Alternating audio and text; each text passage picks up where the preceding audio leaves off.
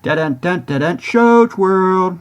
Welcome to Shows World Gamers, Josh here, and as this week draws to a close, I wanted to take a moment to look at this week's biggest news stories, a few of this week's gaming announcements, and a few of this week's new video game releases. But if this is your first time on the channel, do me a huge favor and hit that subscribe button so you don't miss out on any of the fun. Alright gamers, let's kick off this week in review with a few news stories. Now the week started with Deadpool taking over the huge San Diego Comicon, taking place in sunny Southern California. I mean, Deadpool was literally everywhere at this event. And as usual, we got awesome cosplay, as well as news and announcements for a ton of upcoming movies, shows, toys, and more, including a ton of video game Lego sets, statues, figures, and upcoming video game IP movies like the Borderlands movie, which is releasing this coming week, and I'm pretty excited to go see it. Now, Lego announced their next big premium Nintendo set, and it does not disappoint. The set is an awesome, huge animated Super Mario World Mario and Yoshi set, and I think this thing looks absolutely perfect. The pixel art style and familiar animated movements perfectly represent the Super Nintendo game. The 1,215 piece set stands over 15 inches tall, 10 inches wide, and 4 inches deep when built, and it retails for $129.99 in the US, and pre-orders are live now. Now, we also saw the death of another virtual gaming store, as the Xbox 360 Marketplace officially closed this week on July 29th, 19 years after it launched. This does mean that another batch of games and add-ons that were only available on this service are now no longer available for purchase. Now, we also did get some news about the BioShock project being worked on over at Netflix. We have heard that it is at this point still moving forward, which is good news, and it will be a single movie and not a series. But in some news that many are looking at as a huge blow to the project, a report has come out stating that the budget for the series has been drastically cut. Next up, let's take a look at some gaming announcements, and we're actually going to start with not a game, but a controller announcement. We received an announcement that alongside the upcoming new Astro Bot game coming to the PlayStation 5, we are also getting the release of a limited edition Astro Bot DualSense PlayStation controller.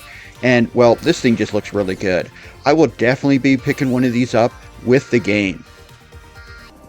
Now, we did get a release date reveal trailer for Phantom Spark, a really fast and fun-looking futuristic racing game with an animated graphic style and soothing soundtrack that really sets it aside from other games in the genre like F-Zero and Wipeout, more techno styles. The game is scheduled to release on August 15th for the Nintendo Switch, the PlayStation 4, the PlayStation 5, PC, Xbox One, as well as on Xbox Series systems.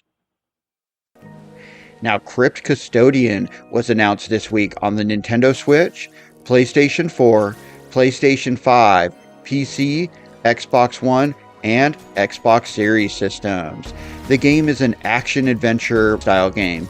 In the game, you play as a mischievous cat named Pluto, who has passed on and has been sentenced by the Afterlife Guardian to be a janitor, cleaning up the afterlife for all of eternity. Now, Operation Polygon Storm received a new release date announcement trailer this week. The game is scheduled to release on the Nintendo Switch, the PlayStation 4, the PlayStation 5, PC, Xbox One, and Xbox Series systems on August 12th. The game is a fast-paced military tug-of-war game that kind of has minimal micromanagement. You will choose and deploy from a mix of specialized military units in this strategy-based game. Alright gamers, let's finish up with this week's new video game releases. Now, the big release this week, in a surprise, actually comes from Minecraft. Minecraft received a new official DLC this week. The latest DLC is actually a collab with Tetris. Minecraft Tetris is available now pretty much anywhere you can play Minecraft, and it melds the two games into a strategic game of survival that can be played solo or multiplayer. Now, Star Wars Bounty Hunter Remastered also released this week on the Nintendo Switch, PlayStation 4, PlayStation 5, PC, Xbox One, and Xbox Series systems.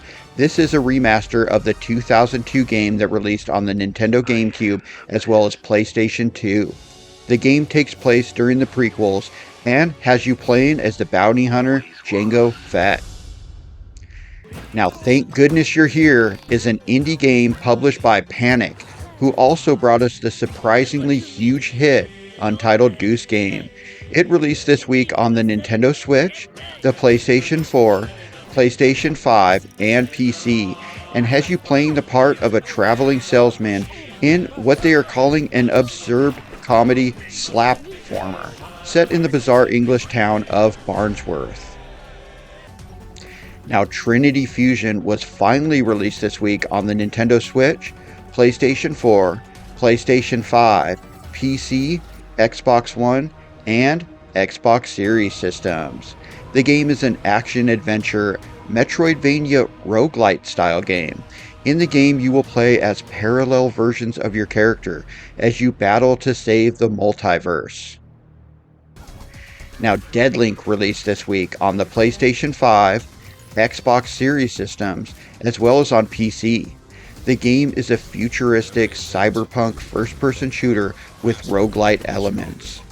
Your mission in the game will be to conduct covert ops while piloting a humanoid combat shell with fast, action-packed first-person shooter style gameplay. Alright gamers, that concludes this week in review for the week ending on August 2nd. The week started with the long-anticipated Deadpool and Wolverine movie dropping in theaters, and it did not disappoint. I absolutely love this movie, and it seems everybody else did too, because it's breaking records. Then a new trailer for the upcoming Harry Potter Quidditch Champions dropped, giving us more info on the fantasy sports title that I'm not sure if this is going to be good or bad, but I will definitely be picking it up. I'm a huge Harry Potter fan, and I think the game looks fun, and it does release on September 3rd. And the week ended with the sales of the PlayStation VR 2 just absolutely exploding after Sony lowered the price from $500 down to $350. But let me know anything we may have missed in the comments, and thanks for joining us today, gamers. Shoge World out.